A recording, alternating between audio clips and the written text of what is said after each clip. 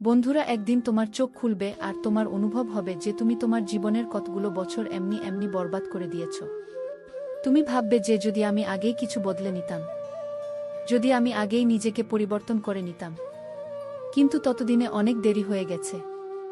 এখন ভাবো, তোমার এই আফসোস হওয়ার আগে যদি তোমাকে কেউ জাগিয়ে দেয়, তাহলে যদি তোমাকে আজ এই মুহূর্তে কেউ এটা অনুভব করিয়ে দেয় যে পরিবর্তন খুবই জরুরি, তাহলে কি তুমি শুনবে নাকি আজও একই বাহানা দেবে? দেখো, প্রত্যেকটা মানুষ তার জীবনে বড় কিছু করতে চায়, কিছু একটা হয়ে উঠতে চায়, কোনো উঁচু স্থানে উঠতে চায়, কিন্তু অনেক কম মানুষ থাকে যারা সত্যি সত্যি নিজেকে পরিবর্তন করে ওই সমস্ত কিছু অর্জন করতে পারে, আর বাকি লোকেরা ওই পুরনো ভয়, পুরনো অভ্যাস এবং পুরনো বাহানায় বিভ্রান্ত হয়ে থাকে। এখন প্রশ্ন এটা নয় পরিবর্তন করার জন্য কি করা উচিত, প্রশ্ন এটা হলো আমরা নিজেদেরকে কেন পরিবর্তন করতে পারি না?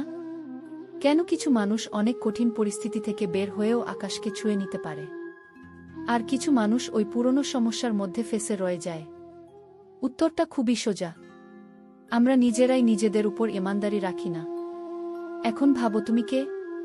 তুমি কি ওই মানুষগুলোর মধ্যেই যারা সকালে উঠেই ফালতু নিজের সময়কে বরবাদ করে, কোনো লক্ষ্য ছাড়াই সারাদিন ঘোরাফেরা করে, আর রাত্রে ভাবতে থাকে যে কাল থেকে আমি নতুন কিছু করব, কিন্তু ওই কাল আর কখনোই আসে না? সত্যি বলতে আমাদের সবথেকে বড় ভুল হলো এটাই যে আমরা নিজেদেরকে ধোঁকা দিতে থাকি।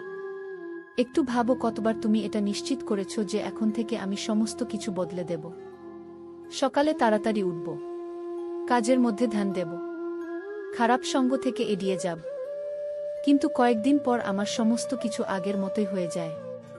কেন? কারণ আমাদের অভ্যাস আমাদেরকে বেঁধে রাখে। আমরা পরিবর্তন তো চাই, কিন্তু সেটাকে আপন করার জন্য তৈরি হই না। আমরা ভাবি ব্যাস কাল থেকে শুরু করব, কিন্তু ওই কাল আর কখনোই আসে না, আমাদের সঠিক সময় আর কখনোই আসে না।